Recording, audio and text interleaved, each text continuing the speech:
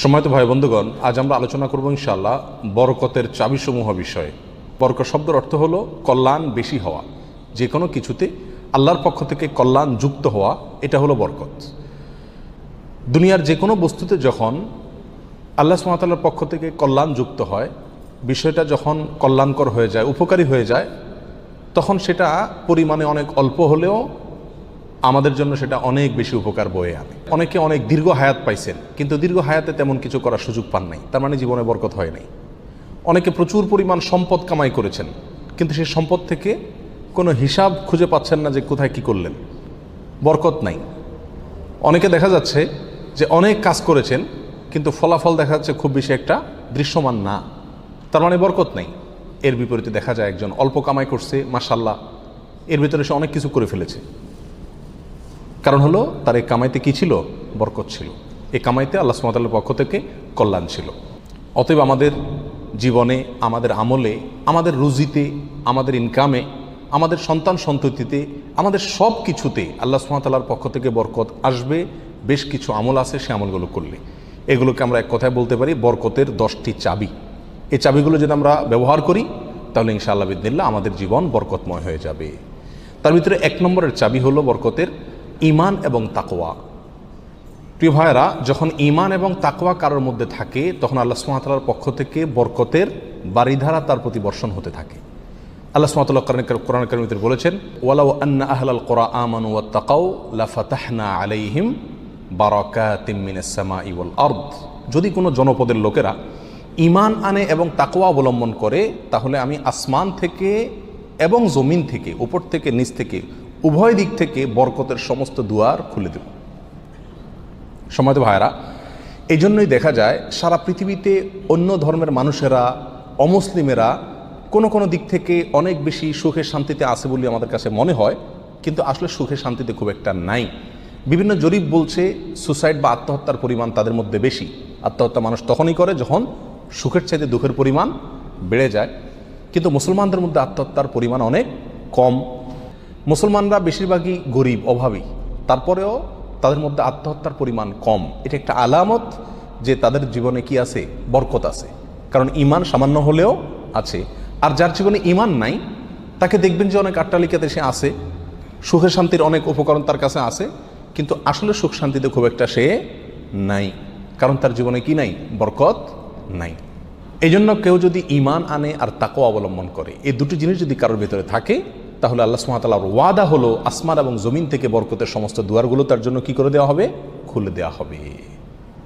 এই জন্য ভাই, ঈমানকে খালেস করতে হবে শিরক থেকে, কুফরি থেকে, নেফাকি থেকে। শিরক, কুফর, নেফাক, এগুলো থেকে ঈমানকে পরিচ্ছন্ন করতে হবে আর তাকওয়া অবলম্বন করতে হবে। তাকওয়া কি? তাকওয়া হলো আল্লাহর ভয়ে যে কোনো হারাম কাজ থেকে বেঁচে থাকা। আল্লাহর ভয়ে যদি আমি হারাম কাজ থেকে বেঁচে থাকার মানসিকতা আমার ভিতরে থাকে, যার ভিতরে যত বেশি থাকবে, আল্লাহ সুবহানাহু ওয়া তাআলা তার জীবনকে তত বেশি বরকতময় করে দিবেন। বরকতের 2 নম্বর চাবি হলো যে কোনো কাজের শুরুতে বিসমিল্লাহ বলা। যে কোনো কাজের শুরুতে কি করা? বিসমিল্লাহ বলা। নবী আলাইহিস সালাম বলেছেন, তোমাদের মধ্যে কেউ যখন খানা শুরু করে এবং সে যদি বিসমিল্লাহ বলে, তো শয়তান তার সাথে ওই খাবারে যোগ দিতে পারে না, ভাগ বসাতে পারে না। যেটুকু আছে সেটুকু তার জন্য কল্যাণ বয়ে আনে, কল্যাণ করা হয় খাবার। অনুরূপভাবে কেউ যদি বাসা বাড়িতে প্রবেশ করে, বিসমিল্লাহ বলে ঢুকে, তাহলে সেই ঢোকার সময় তার সাথে কি হতে পারে না? শয়তান যোগ দিতে পারে না। অনুরূপভাবে প্রত্যেকটা কাজে বান্দা যখন ভালো কাজে যখন বিসমিল্লাহ বলে শুরু করে, তখন শয়তান সে কাজে আর অংশগ্রহণ করতে পারে না। আর শয়তান যখন ইন্টারফেয়ার করতে পারে না, তাহলে আল্লাহ সুবহানাহু ওয়া তাআলার পক্ষ থেকে সেখানে বরকত আসা খুবই সহজ হয়ে যায়, এটাই স্বাভাবিক। অতএব বিসমিল্লাহর পরিমাণ বেশি বলা। 3 নম্বর বরকতের চাবি হলো ভাই কোরআনে কারিমের সাথে সম্পৃক্ততা বাড়ানো। যে যত বেশি কোরআনের সাথে সম্পর্ক গড়বে, তার জীবনে তত বেশি বরকত নেমে আসবে। যে ঘরে কোরআন তেলাওয়াত হবে, কোরআনের চর্চা হবে, কোরআনের শেখা হবে, কোরআন বুঝাবুঝি হবে, কোরআনের উপর আমল করার প্রবণতা থাকবে, অভ্যাস থাকবে, সেই ঘরে আল্লাহ সুবহানাহু ওয়া তাআলার বরকত তত বেশি আসবে। আল্লাহ সুবহানাহু ওয়া তাআলা কোরআনে কারিমের ভিতরে বলেছেন, ওয়াহাদা কিতাবুন আনজালনাহু মুবারাক। কোরআনে কারিমকে আল্লাহ সুবহানাহু ওয়া তাআলা কোরআনের বহু জায়গায় বলেছেন যে এটা কিতাবে মুবারাক। এই কোরআনটা হলো কি? বরকতময়। অতএব এর সাথে যে যত বেশি সম্পৃক্ত হবে, তত বেশি তার জীবন কি হবে? বরকতময় হয়ে যাবে। নবী আলাইহিস সালাম বলেছেন সহিহ মুসলিমের হাদিসে, ইন্নাল্লাহা ইয়ারফাউ বিহাযাল কিতাবি আকওয়ামা ওয়া ইয়াদাউ বিহি আখারিন। আল্লাহ তাআলা এই কিতাব দিয়ে বহু মানুষকে উপরে উঠাবেন, আবার বহু মানুষকে নিচে নামাবেন। অর্থাৎ এই কিতাব, কোরআন, এটাকে যারা ফলো করবে আল্লাহ তাআলা তাদেরকে মর্যাদা বাড়াবেন, আর যারা ফলো করবে না তাদের মর্যাদা কমাবেন। বাহ্যিকভাবে মনে হবে সুখের সাগরে ভাসছে, আসলে দুঃখের কোনো অন্ত তাদের জীবনে থাকবে না। তাহলে বরকতের 3 নম্বর চাবি হলো কি? কোরআনের সাথে সম্পর্ক বেশি বেশি করা, কোরআন তেলাওয়াত করা, কোরআন বুঝা, কোরআন অনুযায়ী আমল করার চেষ্টা করা। যত বেশি যেই করবে আল্লাহ তাআলা তার জীবনের প্রতিটা পদে পদে তত বেশি কি দিবেন? বরকত দান করবেন। বরকতের 4 নম্বর যে চাবি আছে সেটা হলো ভাই সাদাকা করা, দান করা। কি করা? দান করা, সাদাকা করা। সাদাকা এবং দান করলে বহু হাদিস থেকে বোঝা যায়, জানা যায় যে বিপদ আপদ দূর হয়ে যায়। আমাদের যে কোনো কাজ থেকে, যে কোনো অর্থকড়ি থেকে, যে কোনো উপার্জন থেকে আমাদের কল্যাণটা আসে না, এর একটা বড় কারণ হলো বিপদ এসে যায়। আমি একটা দোকানদারি শুরু করলাম, একটা বিপদ এসে গেল, তাহলে আমার সেখান থেকে কল্যাণটা আর আসলো না। তো বরকত যদি আপনি চান প্রত্যেকটা বস্তুতে, প্রত্যেকটা জিনিসে কল্যাণ আসুক, উপকার হোক জিনিসটা আপনার জন্য, ছোট চাকরি, অল্প আয়, ছোট ব্যবসা, এর ভিতরেই আল্লাহ তাআলা কল্যাণ দিয়ে দেখ। আপনি যদি চান তাহলে আপনাকে কী করতে হবে? সাদাকার অভ্যাস করতে হবে।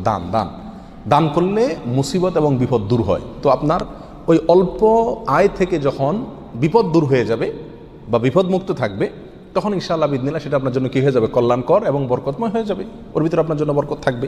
অতএব সাদাকার অভ্যাস করা, সারা বছর অল্প স্বল্প হলেও, পরিমাণে খুব অল্প হোক। এক হাদিসে আসছে নবী সাল্লাল্লাহু আলাইহি ওয়াসাল্লাম বলেছেন, খেজুরের অংশ দিয়েও যদি হয় তবুও তুমি সাদাকা করে জাহান্নামের আগুন থেকে বাঁচার চেষ্টা করো। বিপদ থেকে রক্ষার জন্য আমরা সাধ্য অনুযায়ী সাদকা করব, অনেক বেশি করা কোনো জরুরি না। প্রতিদিন সদকা করা একটা জটিল বিষয়। অনেক সময় প্রতিদিন আমি অভাবী লোক পাইও না, তাহলে একটা বাক্স রাখতে পারি বাসায়, যে প্রতিদিন আমি সেখানে 1 টাকা রাখবো, 2 টাকা রাখবো, যতটুকু সাধ্যগুলো ততটুকু রাখবো। তাহলে নিয়মিত আমি দানের সওয়াবটা পেয়ে গেলাম। এই টাকাটা অভাবী লোকের, পরে কয়দিন পর পর খুলে আমি দিয়ে দিলাম মানুষকে। তাহলে প্রতিদিন সৎকার আমলটা হয়ে গেল। এবং সৎকার নিয়মিত করলে কি হয়? বরকত প্রত্যেকটা ক্ষেত্রে নেমে আসে। নাম্বার 5, বরকতের 5 নম্বর চাবি হলো ভাই আত্মীয় স্বজনের সাথে সম্পর্ক ভালো রাখা। এটা বহুল পরীক্ষিত একটি আমল ভাই। আত্মীয় স্বজনের সাথে যে যত বেশি সম্পর্ক ভালো রাখে, মা বাপ, ভাই বোন, ফুফু, চাচা, কাছের লোকজন, রক্ত সম্পর্কীয় লোক যারা, বিশেষ করে তাদের সাথে যে যত বেশি সম্পর্ক ভালো রাখে এবং তাদের সাথে সম্পর্ককে নষ্ট করে না, তারা যদি দুর্ব্যবহার করে তো নিজের পক্ষ থেকে ভালো ব্যবহার করার চেষ্টা করে, তো এই লোকের জীবনে আল্লাহ তাআলা বরকত দান করেন। এটা পরীক্ষিত বিষয়। অতএব এই চাবিটি বরকতের, এটা খুবই গুরুত্বপূর্ণ। 5 নম্বর, অর্থাৎ আত্মীয় স্বজনের সাথে, রক্ত সম্পর্কীয় লোকদের সাথে কী করতে হবে? সম্পর্ক সবসময় বিল্ড আপ করার চেষ্টা করতে হবে। তাদের খোঁজখবর নিতে হবে, সাধ্য অনুযায়ী তাদের পাশে দাঁড়াতে হবে। যদি পাশে দাঁড়াতে নাও পারেন, অন্তত সম্পর্কটাকে কী করতে হবে? ভালো রাখার চেষ্টা করে যেতে হবে। নাম্বার 6, বরকতের 6 নম্বর চাবি হলো ভাই সকালবেলায় ভোরে ভোরে কাজে যাওয়া। নবী আলাইহিস সালাম দোয়া করেছেন, আল্লাহুম্মা বারিক লি উম্মতি ফি বুকুরিহা, আল্লাহ আমার উম্মতকে সকালবেলা আপনি বরকত দান করবেন। অন্য এক রওয়ায়াতে আসছে বুরিক লি উম্মতি ফি বুকুরিহা, তিনি বলেছেন আমার উম্মতের জন্য সকালবেলার সময়টাতে বরকত দেওয়া হয়েছে। অতএব সকালের সময়টাতে আপনি ঘুমায় থাকেন, তাহলে বরকত কোত্থেকে আসবে? এই টাইমটাতে কাজ করতে হবে। এবং কিছু কিছু কাজ আছে, কিছু কিছু পেশা আছে যে সকালবেলা করার মতন, আপনি মার্কেটের দোকান আছে, সকালে ভোরে খোলার সিস্টেম নাই, তাহলে সেটা তো আপনি খুলবেন না। কিন্তু অন্তত তার প্রস্তুতি, প্রাক প্রস্তুতিগুলো সকাল থেকে হয়ে যাওয়া উচিত। এবং সকালের টাইমটা আসলে ঘুমের কোনো উপযুক্ত টাইম না। আপনি রাতে ভালো করে ঘুমান, বেশি করে ঘুমান, সকালে ঘুমাবেন না, দুপুরে ঘুমান, কিন্তু সকালে ঘুম এটা কোনো প্রশংসনীয় ঘুম নয়, স্বাস্থ্যের জন্য ভালো নয়, ইসলামী দৃষ্টি থেকেও খুব বেশি প্রশংসনীয় নয়। এই জন্য সকালবেলা যদি কাজে বের হওয়া যায় তাহলে ইনশাআল্লাহ জীবনে কি আসবে? বরকত আসবে। যে কাজই করেন আপনি সকালবেলা, সেই কাজে আল্লাহ তাআলা কি দিবেন? বরকত দান করবেন। নাম্বার 7, বরকতের 7 নম্বর চাবি হলো ভাই নিজে 5 ওয়াক্ত সালাত আদায় করতে হবে এবং পরিবারের লোকদেরকে সালাতের নির্দেশ করতে হবে। বহু লোক নিজে নামাজ পড়ে, কিন্তু বাচ্চা কাচ্চা, ফ্যামিলির লোকজন তারা নামাজ পড়ছে কিনা সে বিষয়ে কী করে না? খবর রাখে না। আল্লাহ সুবহানাহু ওয়া তাআলা কোরআন কারীমের ভিতরে বলেছেন, ওয়া উমুর আহলাকা বিস-সালাত, তুমি তোমার পরিবারকে নামাজের নির্দেশ করো। নিজে তো পড়তেই হবে, পরিবারকেও নির্দেশ করো। ওয়াসতাবির আলাইহা, এবং এটার উপর অটল থাকো, ধরে রাখো এটাকে। তাহলে কি হবে? লা নাসআলুকা রিজকা, আমি তোমাদের কাছ থেকে, আল্লাহ বলছেন আমি তোমাদের কাছ থেকে রিজিক চাই না। নাহনু নারযুকুকা ওয়াল আকিবাতু লিত-তাকওয়া, বরং এই কাজ করলে, আমল করলে আমি তোমাদেরকে রিজিক দিব, বরকত চলে আসবে ইনশাআল্লাহ। নামাজ নিজে পড়তে হবে এবং পরিবারকে নামাজের নির্দেশ করতে হবে। নাম্বার 8, বরকতের 8 নম্বর চাবি হলো ভাই তাওয়াক্কুল করা, আল্লাহর উপরে, আল্লাহর উপরে ভরসা করা। মুমিন যত বেশি আল্লাহর উপরে ভরসা করবে, আল্লাহ তাআলা তত বেশি তাকে সাহায্য করবেন। আর আল্লাহর প্রতি ভরসা যত কমে যাবে, আস্থা যত কমে যাবে, নির্ভরতা যত কমে যাবে, দুনিয়ার কোনো বস্তুর প্রতি যখন আস্থা বেশি হয়ে যাবে, আল্লাহ তাআলা তাকে ওই বস্তুর হাতেই বেইজ্জত করে ছাড়েন। এটাই আল্লাহ সুবহানাহু ওয়া তাআলার সুন্নাহ। যার কারণে আল্লাহর প্রতি যে যত বেশি তাওয়াক্কুল করে, আল্লাহ তাআলা তাকে তত বেশি উদ্ধার করেন এবং সাহায্য করেন। বরকতের জন্য এটা একটা অন্যতম উপায়। যে যত বেশি আল্লাহর উপরে ভরসা করবে, বিশেষ করে রিজিকের ব্যাপারে, তত বেশি আল্লাহ সুবহানাহু ওয়া তাআলার পক্ষ থেকে কী আসবে? বরকত আসবে। একটু কোনো কারণে আমাদের ইনকামের উপরে চাপ আসলে, প্রেশার আসলে আমরা অস্থির হয়ে যাই, হাউতাশ হয়ে যায়, নিরাশ হয়ে যায়। অনেকে তো আজেবাজে মন্তব্য করা শুরু করি, আল্লাহর উপর তাওয়াক্কুল থাকে না। তো আসবে কোত্থেকে রিজিক? রিজিক আসবে তখন যদি আল্লাহর উপরে ভরসাটা পূর্ণমাত্রায় থাকে। নবী আলাইহিস সালাতু ওয়াস সালাম বলেছেন, লাউ তাওয়াক্কালতুম আলাল্লাহি হাক্কা তাওয়াক্কুলিহি, আল্লাহর প্রতি যেরকম ভরসা রাখা দরকার, যেরকম আস্থা রাখা দরকার, তোমরা যদি সেই মাপের আস্থা রাখতে পারো, নির্ভরতা আল্লাহর উপরে তোমরা রাখতে পারো, তাহলে কি হবে? লা রাযাকাকুম কামা ইয়ারযুকুত তাইর, আল্লাহ তাআলা পাখিকে যেভাবে রিজিক দেন তোমাদেরকে সেভাবে রিজিক দিবেন। সারপ্রাইজ রিজিক, কল্পনাও করতে পারবে না কোথায় আল্লাহ রিজিকের ব্যবস্থা করে রাখছেন। এরকম বরকত জীবনে নেমে আসবে যদি কি করা হয়? আল্লাহর উপরে পরিপূর্ণ তাকওয়া, এই তাওয়াক্কুল অবলম্বন করা হয়। বরকতের জন্য 9 নম্বর আমল হলো বেশি বেশি ইস্তেগফার করা। কি করা ভাই? ইস্তেগফার করা। ইস্তেগফার, উঠতে চলতে ফিরতে সব সময় ইস্তেগফার করা। আস্তাগফিরুল্লাহ ওয়া আতুবু ইলাইহি, আস্তাগফিরুল্লাহাল্লাযী লা ইলাহা ইল্লা হুয়াল হাইয়ুল কাইয়্যুম ওয়া আতুবু ইলাইহি। অথবা সাইয়্যিদুল ইস্তেগফার পড়া, কিচ্ছু না পারেন শুধু আস্তাগফিরুল্লাহ পড়া, আস্তাগফিরুল্লাহ আস্তাগফিরুল্লাহ আস্তাগফিরুল্লাহ ওয়া আতুবু ইলাইহি, এতটুকু পড়া। এবং যখন পড়বেন অর্থ বুঝে পড়বেন, আল্লাহর কাছে ক্ষমা চাচ্ছেন আপনি। আর ক্ষমা চাইলে ক্ষমা চাওয়ার মোড থাকে আলাদা। একটা মানুষের কাছে যখন মাপ চান আপনি, তখন মাপ চাওয়ার মোড ভিন্ন থাকে না? আস্তাগফিরুল্লাহ যখন বলবো তখন নিজের অপরাধের কথা স্মরণ করে, অথবা আমি যে বহু অপরাধ করি সেই কথাটা মনে করে আল্লাহর কাছে ক্ষমা চাইব। যত বেশি ইস্তেগফার করব তত বেশি রিজিক আসবে। সূরা নূহের ভিতরে আল্লাহ সুবহানাহু ওয়া তাআলা আল্লাহর নবী নূহ আলাইহিস সালাম সম্পর্কে বলেছেন যে নূহ আলাইহিস সালাম বলেছেন তার জাতিকে, ফাকুলতুস্তাগফিরু রাব্বাকুম ইন্নাহু কানা গাফফারা। তিনি বলেন, আমি আমার জাতিকে বলেছিলাম তোমরা তোমাদের রবের ইস্তেগফার করো, তোমাদের রব ক্ষমাশীল। তাহলে কি হবে? ইস্তেগফার করলে 1 নম্বরে তিনি ক্ষমা করবেন, তারপরে ওয়ায়ুমদিদুকুম বিআমওয়ালিন ওয়া বানিন ওয়া ইয়াজআল লাকুম জান্নাতিন ওয়া ইয়াজআল লাকুম আনহারা। সম্পদ এবং সন্তান, পরিবার, এই দুইটা দিয়ে তোমাদেরকে শক্তিশালী করবেন, রিচ করে দিবেন, সমৃদ্ধ করে দিবেন। ওয়া ইয়াজআল লাকুম জান্নাতিন ওয়া ইয়াজআল লাকুম আনহারা, তোমাদের জন্য বাগবাগিচা দিবেন এবং নহর প্রশোভন দান করবেন, অর্থাৎ রুজি রুটির বরকত দান করবেন। সম্মানিত ভাই বন্ধুগণ, তাহলে ইস্তেগফার করলে রুটি রুজির বরকত হয়, সম্পদে আপনার বরকত হয়, সন্তানে বরকত হয়, পরিবারে বরকত হয়। অতএব ইস্তেগফার বেশি বেশি করতে থাকতে হবে। নবী আলাইহিস সালাতু ওয়াস সালাম বলেছেন, মাল্লাজিমাল ইস্তেগফার, যে ব্যক্তি ইস্তেগফারকে ধরে রাখবে, সবসময় নিয়মিত ইস্তেগফার করবে, জাআলাল্লাহু মিন কুল্লি যিকিন মাখরাজা, সকল কঠিন মুহূর্ত থেকে বের হওয়ার জন্য আল্লাহ তাআলা তাকে পথ দেখাই দিবেন। ও কুল্লি হাম্মিন ও মিন কুল্লি হাম্মিন ফারাজা, সকল পেরেশানি থেকে আল্লাহ তাআলা তার জন্য প্রশস্ততার পথ দেখাই দিবেন, যদি সে ইস্তেগফারকে ধরে রাখে। 1-2 বার পড়া না, নিয়মিত পড়তে থাকে, ধরে রাখে। অতএব বরকতের জন্য বেশি বেশি ইস্তেগফার করতে হবে। 10 নম্বর বরকতের চাবি হলো ভাই, পরিপূর্ণ সালামের ব্যাপক পরিমাণে প্রচলন ঘটাতে হবে, দিতে হবে। সালামের পরিপূর্ণ রূপ হলো আসসালামু আলাইকুম ওয়া রাহমাতুল্লাহি ওয়া বারাকাতুহু। এখানে আমরা সবাই জানি দোয়া করা হয়, আপনার প্রতি শান্তি বর্ষিত হোক, আল্লাহর রহমত বর্ষিত হোক এবং আল্লাহর বরকত নাজিল হোক আপনার প্রতি।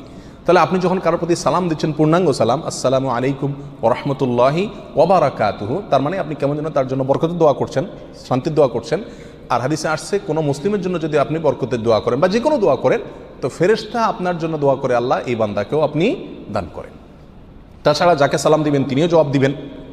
আপনি যেহেতু অবারাকাতু পর্যন্ত পড়বেন, তার জন্য উচিত হবে বরাকাতু পর্যন্ত দেওয়া। সালাম যতটুকু দেওয়া হয় পরিপূর্ণ কমপক্ষে অতটুকু দিতে হয়। অতএব যত বেশি সালাম দেওয়া হবে তত বেশি ফেরেশতা আমার জন্য বরকতের দোয়া করবে, আর যাকে সালাম দিচ্ছি তিনিও করবেন। তাহলে সালামের প্রচলন ব্যাপক পরিমাণে যদি করতে পারি, তাহলে আমাদের জীবনে কি আসবে ভাই? বরকত নেমে আসবে। আর আগেই বলেছি, বরকতের অল্প বেবরকতের বহুর চাইতে উত্তম এবং শ্রেষ্ঠ। আল্লাহ তাআলা আমাদেরকে বরকতের সম্পদ দান করুক। অধিক সম্পদ নয়, বরকতের সম্পদ। আল্লাহ তাআলা আমাদের বরকতের সন্তান দান করুক। অধিক সন্তান নয়, বরকতের সন্তান। কল্যাণ যে সন্তানে আছে সেখানে অনেক বেশি হলো, কিন্তু কল্যাণ তার ভিতরে নাই, উপকারটা নাই, তাহলে এই বেশির কোনো লাভ হলো না। আল্লাহ তাআলা আমাদের গোটা জীবনকে, আমাদের উপার্জনকে, আমাদের সম্পদকে, আমাদের নেক আমলকে, আমাদের সন্তান সন্ততিকে, আমাদের পরিবারকে, পরিজনকে, আমাদের চিন্তা চেতনাকে, আমাদের সব কিছুকে আল্লাহ সুবহানাহু ওয়া তাআলা বরকতময় করে দিন। সব কিছুতে আল্লাহ তাআলা কল্যাণ এবং উপকারিতা প্রচুর পরিমাণে বৃদ্ধি করে দিন। জাযাকুমুল্লাহ ওয়া আখিরু দাওয়ানা আলহামদুলিল্লাহি রাব্বিল আলামিন।